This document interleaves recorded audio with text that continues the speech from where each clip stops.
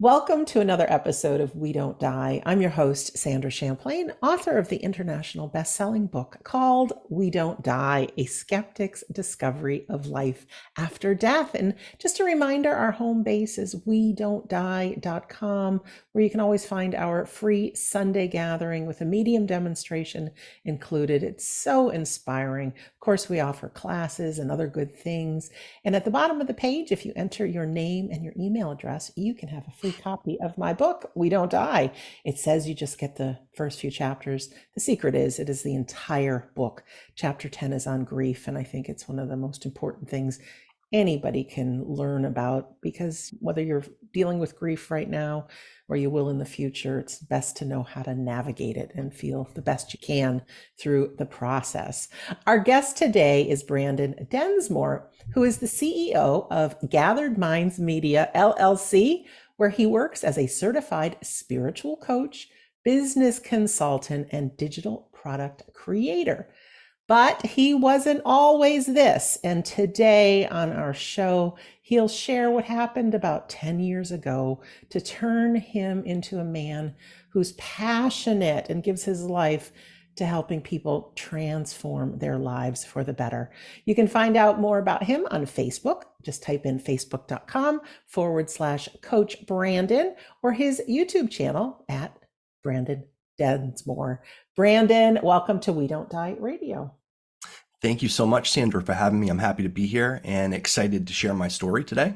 Yeah, it's exciting. I love meeting new people, and you reached out to me, and I'm just delighted. You've got a heart of gold, and you're out to really impact the lives of millions.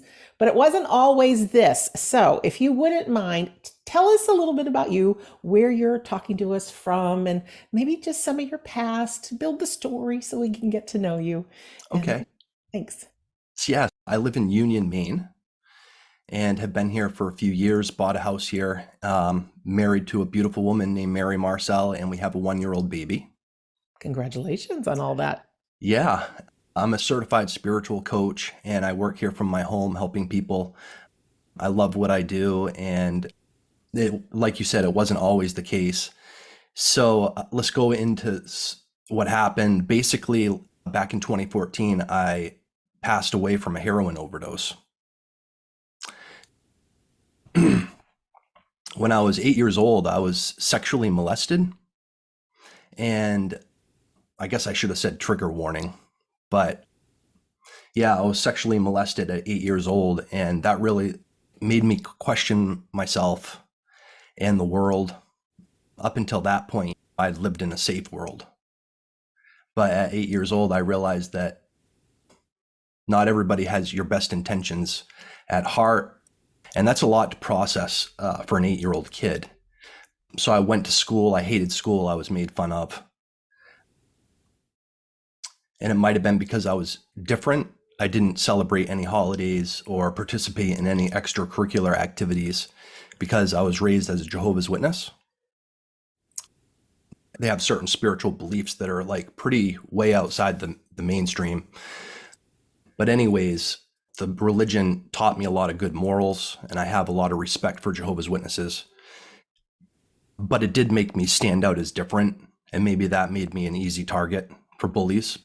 So I went to school, hated it, diagnosed with Crohn's disease and sacroiliac spondylitis when I was 13 or 14, and was put on opiate painkillers. Over time, like I would take these things and it would treat my pain. The Crohn's disease, I don't know how many people know, but it's arthritis of the intestine. So it's pretty painful. So it would treat my pain, but it would also treat my emotional pain. And maybe that's why it was so addictive. I think that's why it was. It made me feel comfortable in my own skin, more self-confident. And I wasn't feeling those painful emotions of the effects of the sexual abuse and being made fun of. I was able to help me deal with those emotions. So I was diagnosed with those diseases, got hooked on painkillers, and lived that way for most of my life. I dropped out of school in the 9th grade and was headed down a really dark road.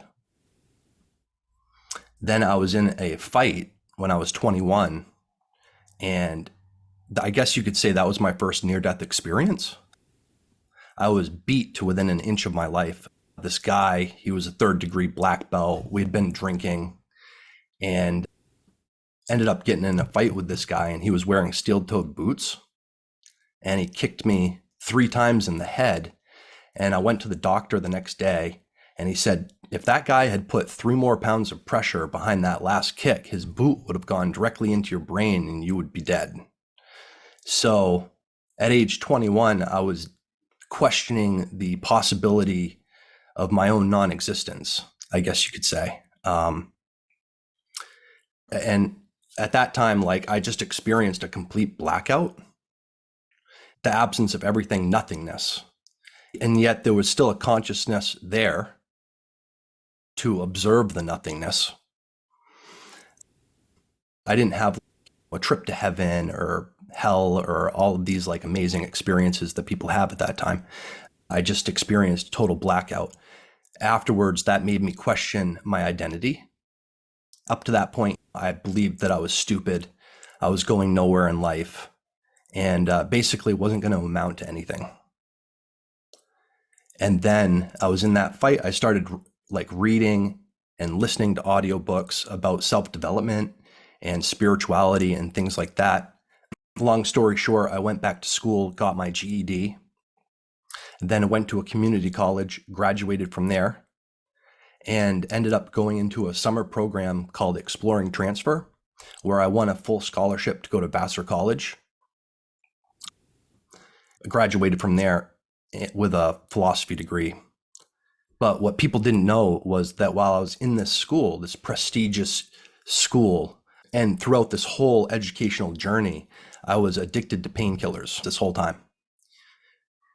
Graduate from Vassar with a degree in philosophy.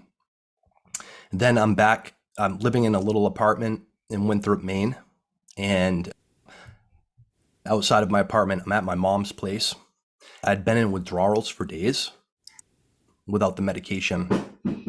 It's been 3 days since I've had any opiates. And really, like, only people that have been dependent on opiates can really understand what it feels like to be going through withdrawals.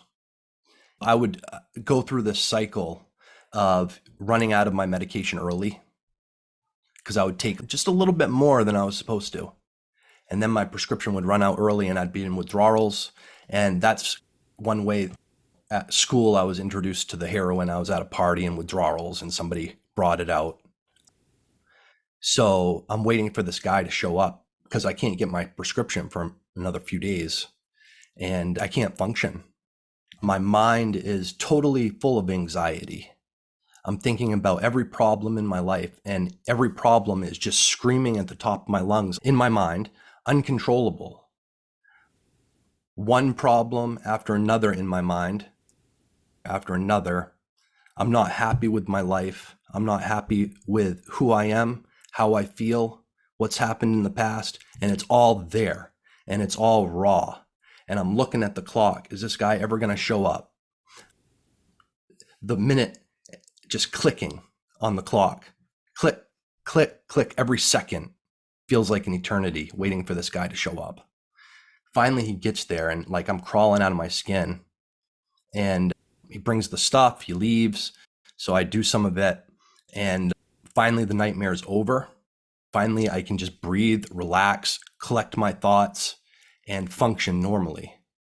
All of those thoughts just evaporated and felt really good. And after a couple minutes, that pleasure and relief ended. And I realized that I was passing away. And my breathing was slow and things are getting darker and darker. And then bam, I'm outside of my body. I was shown 2 things in this near-death experience, but you could say that I saw the future, was shown the future. I saw all of the people that were affected by my death. And it was like the holodeck from Star Trek. And that's like a computer simulation where it's this super advanced hologram where you can tell the computer, hey, I want to stand on the moon. And all of a sudden, all of your surroundings change and there you are on the moon.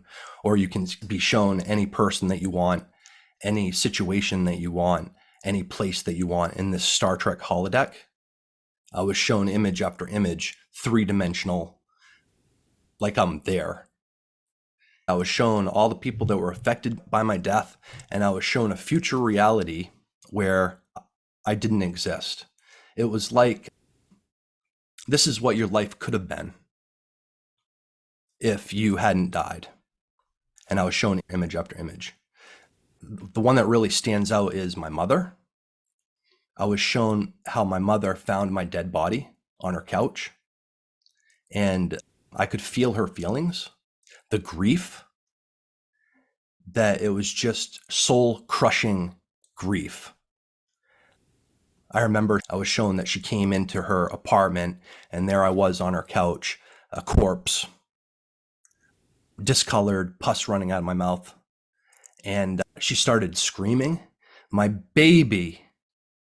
Oh no, my God, no, my baby, my little baby boy, no, my God, my baby. And the pain was just overwhelming. Then I was shown my funeral, all the friends and the family that were affected, and all of the grief. And then the future reality that I would never experience, the woman I would never marry, the children I would never have, the joyful experiences that would never exist, all of the people that I could have helped, all of the potential that was wasted. And then, boom, I'm back in my body and gasping for breath.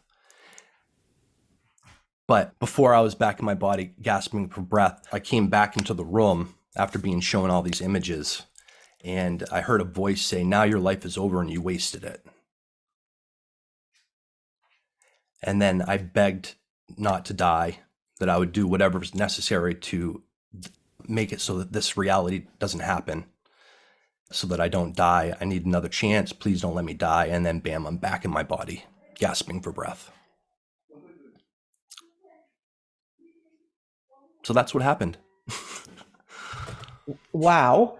Thank you, first of all, for sharing that with us. It's not easy to share some parts of our past, but every single human being deals with something, and they might show just the smiley faces on social media and all that, but we're all dealing with something. When you had that out of body experience and you were shown all that, first of all, how incredible to actually feel your mother's pain and feel it from her perspective. What a wake up call that is, to see the impact that you have on others, that your life does. But the memory of it and how clear you saw it, was it just as clear as we're living life now? How easy is it for you to recall? Does it stay fresh as a memory? Because it's almost 10 years ago. Mm-hmm. Tell us Yeah, about that. when it happened, it was as if it was real, like flesh and blood. But I was like a spectator on the side, watching everything, being taken from image to image, from scene to scene, and just being shown. And it was just as clear as day, like it was real. But I still remember the image of my mother finding my body, crystal clarity. But as time has gone on, it has become less vivid, like any memory does. But at the time, it was very real. Yeah, I asked that because it's just common with near-death experiences to have it so real, more so real than any memory or any dream we have. So it just wanted to point out that it carries that same characteristic. So what happened then? Because clearly you're still going to have that addiction.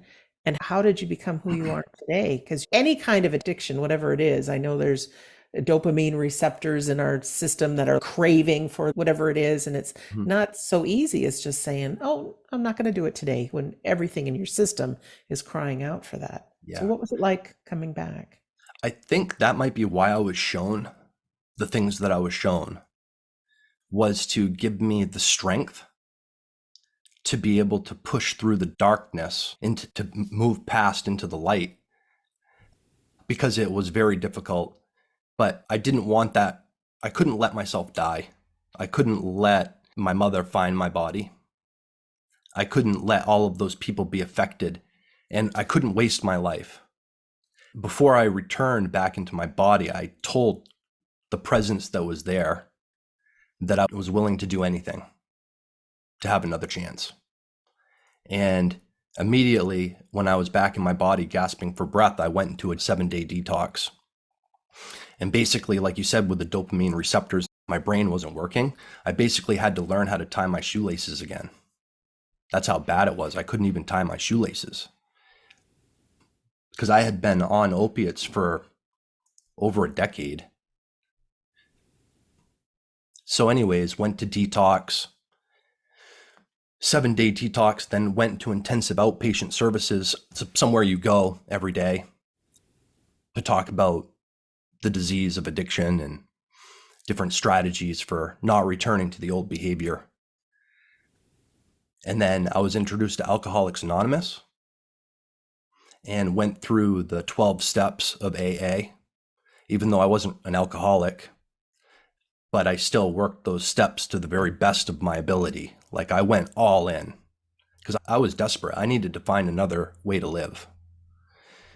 Did that and had to confront all of these inner demons, resentments, fears that I had, et cetera, et cetera. I had to deal with that molestation that happened when I was 8 years old and other things, bullying and on. So I went through a spiritual refinement process. Long story short, I went from having false friends, living in a crappy little apartment, no money in the bank, just low self-esteem, self-confidence issues, to someone who owns their own business, who purchased a house, married the love of their life, has a baby, surrounded by real friends, just on and on. I have a garden. My life is happy. And it took a while. I had to go through that spiritual refinement process. But now I'm in a position where I'm here and I'm able to really serve people. And it's an honor and a privilege to have had this experience. And I've been able to take that addiction and turn it into my most powerful asset. So for the listeners out there, if you have addictions or things that you've gone through that you're struggling with, these things can become defining moments in our lives. And we can use them as a kind of rocket fuel, really, to become the best versions of ourselves. I'm living in a whole new reality. You are. And it's good to hear the story because everybody struggles, but we don't want everybody to have a near-death experience. We don't want everyone to go through what you did. We want people to see that this is where you are now and what's possible. So how did you decide to make your life about being of service? And tell us a little bit about how you started and created your business, because that's what you do. You help people transform their lives. Yeah. So the 12th step in Alcoholics Anonymous is about being of service and carrying the message to other alcoholics. The whole step system is designed to give people a spiritual awakening. And that's what happened to me. I had a white light type experience where I had a visitation from, I don't know if it was an angel or my higher self. Whatever this thing was, it didn't tell me what or who it was. Jesus, I don't know. I was in my bathroom taking a shower one day. I'd worked the steps. I was having a hard time. I prayed and prayed because I was going through a rough time. And this being came through, down through my ceiling, and it was invisible, but you could feel its presence. And it was like a light coming down through the ceiling while I'm taking a shower. And I could feel its power. I started having these thoughts like, I'm not worthy. Like I've done X, Y, and Z. I have X, Y, and Z flaws. Like I'm not worthy to be visited by this powerful angelic being. It was like it telepathically sensed my thoughts, and it could care less about what I had done. It pierced through those thoughts into my body, and it just radiated love and peace and acceptance, non-judgment. And it did something to my body. It was like penetrated me like an x-ray. And I believe that was the result of going through those steps and doing the spiritual refinement process and prayer and meditation. And then I had this experience. I started delving into being a sponsor for people in Alcoholics Anonymous. And then from there, I enrolled in a course online about creating your own business. And then I became a certified spiritual coach. And now I'm where I am now, where I'm, coaching people on a regular basis. And I'm creating a course online called Quantum Forgiveness, my ultimate method for creating time and energy so you can quickly accomplish your most important life goals. So that's where I am now. The course isn't finished, but I'm really passionate about this topic of quantum forgiveness. Why is it called quantum forgiveness, right? So if you look into the etymology of the word quantum, it's about a particle or quanta, a quantity, right? It is a particle of forgiveness. And in the big book of Alcoholics Anonymous, they say that resentment is the number one offender. So resentment is basically the number one reason that alcoholics drink. Bam, mind blowing. Resentment is the number one reason why alcoholics drink. And then in another part of the big book, it says after they've gone through the spiritual steps of Alcoholics Anonymous, that they've been rocketed into a fourth dimension of existence beyond which they'd ever dreamed. This is quantum forgiveness, the particle of forgiveness. It's the essence or the spirit of forgiveness that will rocket you into a fourth dimension of existence beyond which you've ever dreamed. Well, the fourth dimension of existence is time. So I'm talking about that forgiveness. It's a process, it's a lifestyle. And if you can do it correctly, you will gain back time and energy so you can do what really matters and what you need to accomplish in this life with more ease and flow. I'm a sci-fi guy. I like science fiction movies and stuff, but it's like a tachyon, a particle, right? A tachyon that moves forwards and backwards through time. So it's like literally you can rewrite the past, you can be in the present, and you can create the future simultaneously. And it's wild, and it's not humdrum. It's not your everyday kind of conversation that you have with people, but it's like when you're in resentment, you're like a victim and you're forced to be small. You can't really be of service to the world. It's like Plato's cave. And it's a metaphor for the reality that we experience, is that there are all these people and they're chained up in a cave for their entire lives. And they're forced to watch a wall with shadows being projected on it. And they believe that's reality because they've never known anything else. And they're in shackles. But one day someone is freed from that kind of entrapment and they follow the cave to the surface and they go out into the fresh air for the first time, and the sun is shining and the sky is blue and there's green grass. And now they're really experiencing reality. What they thought they were living before was just a false existence. So that's what forgiveness, when done right and practiced as a lifestyle, does for you. Is it fair to say you have forgiven yourself for all those things that happened in your past? Because you can't help but think, oh, if I had done this differently, if I had done this differently. But I really believe, Brandon, that we human beings do the best we can at the time. Yes, forgiving myself and others. I was even able to come to a place of letting go of the sexual molestation. That was a challenge. That was something that bothered me for a long time. But in practicing it as a lifestyle, I've had to learn how to give up judgment of other people, righteous anger. Something happens, it makes you mad.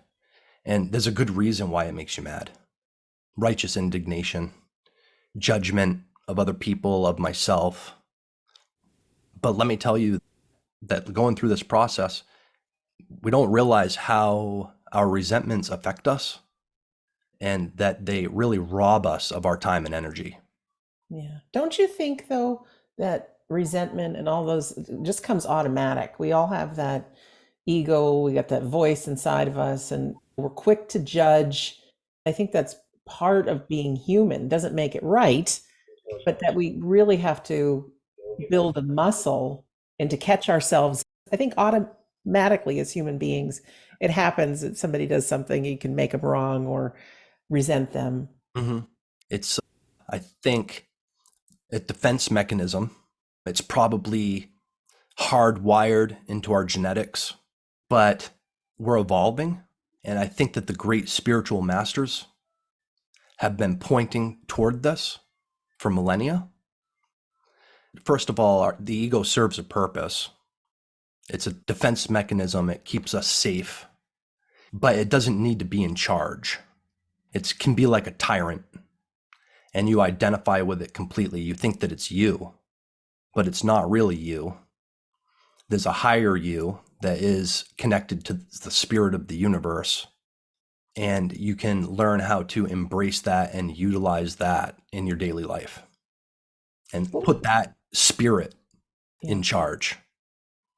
I was just thinking there's a lot of people, including myself, that through the death of a loved one, there's fighting, there's miscommunications, and sometimes relationships have not healed, and there's resentment that people hang on to. What would be your advice? Would it be from seeing the situation from another person's perspective, sending them love, obviously giving up that resentment? Mm-hmm. But what would be just a tool that you might give people? Because I know we've got plenty of that in our family of viewers and listeners. Yeah. I would say, first of all, resentment's not wrong. Your feelings aren't wrong. You have them for a reason. But if it's affecting you and it's draining you and you're thinking about it and it's diminishing your quality of life, it might be something that you want to consider letting it go or dealing with it. You identify you need to move out of the victim mentality that this person did X, Y, and Z to me, and stop judging them. Part of it is understanding the why. Like, why did this happen? That's a big question that I hear a lot when dealing with resentments. And that can be a way that will help shift your perspective out of this victim mentality. And like I said, I'm not judging it. There's nothing wrong with it. But if you choose, you can make the choice to let it go. You can make the choice to move on from it, to come to a place where you're not thinking about it, where it's not bothering you. And again, it's a process, but also a lifestyle of giving up judgment of other people, judgment of yourself. Like, we have a club that we take out and we beat ourselves with, and we beat other people with the club. And that club is called judgment. We demonize what we did or what they did. And then we beat ourselves and we beat other people with this club. But you can put the club down and not spend your time and energy on that anymore. And instead figure out, why do people do what they do? And there's different perspectives on that. In Alcoholics Anonymous, people do things that are horrible because they're sick. In the case of my molestation, my sponsor brought this to my attention. I was having a conversation with him in the 5th step about resentments that I had, and the sexual molestation came up, and he said, Branden, that's terrible that happened to you. That should never have happened. There's nothing you could have done. That should never happen to a child. And then he said, but in the 20 years that you've been alive, did you ever consider why he did what he did? And I said, no. In 20 years, I haven't really thought about that. I've just condemned him. And he said, well, this guy was 16 years old that sexually molested me when I was 8. And he said, well, did you consider that maybe he had been sexually molested? That maybe he had learned this behavior somehow? I said, no, I never thought of that. And then he said, well, picture him as a kid. Maybe he was sexually molested. If that was the case, could you feel any compassion for him? And it was like this aha moment where it was like, yeah, I wouldn't want that to happen to anybody. So that's part of how understanding why people do what they do. One reason is that they're sick people. So they've been through trauma themselves. They've had violence happen in their lives, and they have internalized that and are now operating at that level. Can you have compassion for the sick person? Another why is a common sense why people do what they do, because people do what they do out of a sense of survival, because they think it's going to help them survive through certain things, or because they think it's going to make them happy. So an easy way to let go of minor anger, I think, just understanding that really people are doing things the way that they do because they think it's going to help them survive in the world, or it's going to make them happy or bring them pleasure in some way. And when you can look at it from that perspective, you can put some distance between you and what they're doing and take a step back. Another reason is innocence. Jesus said, forgive them, for they know not what they do. And this was when he was being tortured and being ready to be put to death. So forgive them, for they know not what they do. Do any of us really know what we're doing? We don't have all the answers. We're really at a core level innocent, like little children trying to make their way in the world. We don't know what we do. We don't know the effects of what we do that have on other people. And it's just an ignorance, the reason why people do what they do. And that people aren't in their right mind when they hurt others or do something that affects our lives. So understanding the why, that's one piece of it. I appreciate that. People have struggled with in the past is, why should I forgive them? Why should I forgive them? The thing is holding that resentment. It's like taking rat poison and waiting for the other person to die. What it does to us. Mm-hmm.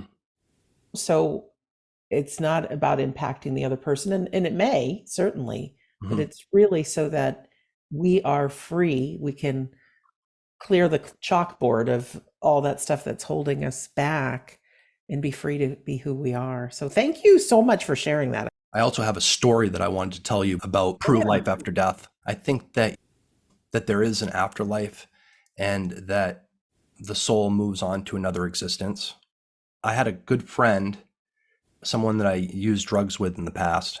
One night we were talking, we said to each other, okay, if you ever die, or if I ever die, let's say you die first, you send me a message and let me know if there is life after death or an afterlife. And if I die, I'll do the same for you. And then we won't be afraid of death, and we will know that there is existence afterwards. So what ended up happening was she died from an overdose. But before I knew that she had passed away, one night, I'm in my camper. I lived in a camper at the time. And one night, my friend shows up at the door, comes in, sound asleep, and just sits at my bed and then crawls into bed and cuddles with me. And then just hangs out. It was like 100% real, like in the flesh. And then the next day I found out she had passed away. She was letting me know that there is indeed an afterlife and we go on. You gave me goosebumps with that story. I don't know if that helps your listeners at all, but Helps me. Yes, it does. Absolutely, it does. I know you've got some other things you have jotted down that you wanted to make sure we cover in this episode. Take a little look. Okay. So yeah, like overcoming ego. This was a big eye opener, was that when we're resentful of ourselves or other people, that it's really the ego. So it's being done, and not that there's anything wrong with this. I'm not judging it, but resentment keeps us stuck in a little self, which a lot of people call the ego. But it keeps us trapped in this little self, and our focus is on it, our energy is on it, and we are really concerned only with ourselves. Because when we're spending our time and energy in thinking about how we've been wronged or what we've done wrong in the past, when our time and energy is focused on that, we can't accomplish our most important life goals. We can be of service. There's so many people that need help. There's so much good that we can accomplish. But when we're trapped in this little ego, we're only really concerned about ourselves, what's happened to us, and protecting ourselves. And we can't expand and be the kind of help for the world that the world needs, really. And another part is logotherapy, something that can help people overcome grief, but also deal with resentments, is logotherapy. It was developed by this guy, Dr. Viktor Frankl. He was a Holocaust survivor, went through the most outrageous atrocities that anybody can ever imagine, and he got through it. And after that, he developed this thing called logotherapy, which is basically meaning therapy. So if you have a strong enough meaning in your life, you can get through almost anything. This guy was tortured. This guy was starved and forced to watch other people go through the worst kind of things you can imagine. He survived, and he survived because he had a crystal clear vision of his wife, that he wanted to make it through this experience so that he'd be able to see her again. So what happened in Alcoholics Anonymous is I acquired a meaning that was powerful. And the meaning was being of service to other people and helping other people. And once I started doing that, I could feel the joy of it. But if you can find a meaning in your life, a powerful meaning, you can get through just about anything. And another thing, if someone has passed in your life and maybe you have resentments toward them, or you resent yourself for maybe contributing to whatever happened, or you resent yourself for things that you did to them or didn't do, just honor their name by doing things real world that help other people in some way. I'm going to give this guy on the side of the road $10, and I'm doing it in the name of the person that passed away. And then keep doing it. It's like that person's essence is still here, and through you is doing good in the world. That's great. That really is. That's all I got. It's all you got. Well, then let's talk about how people could get in touch with you. What kind of work you do with other people? Is it one-on-one? I know you're developing the forgiveness course. What can people get right now if they contact you, and how can they contact Yeah. you? I'd have a few spots for coaching sessions. So I do offer coaching packages, and I'm offering free sessions, free hour one-on-one coaching sessions to anybody who's interested. We can get together over Zoom or Facebook Messenger and have a conversation on what's going on in your life, no strings attached. If we decide to work together, you can purchase a coaching package. But other than that, I'm taking people on a wait list for the quantum forgiveness course that I'm developing.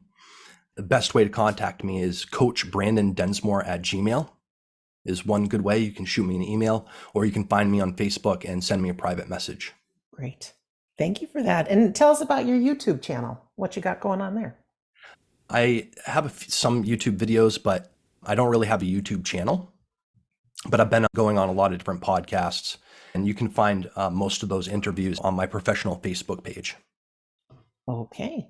And that is easily going to facebook.com/Coach Branden. Yes. Branden. Branden. Branden, my new friend, thank you so much for just giving yourself so generously today, making a difference, telling your story. It is so powerful to hear it as it is. I said it this before, but when you can really share who you are and what you've overcome, and I'm sure life isn't all rainbows and butterflies for you.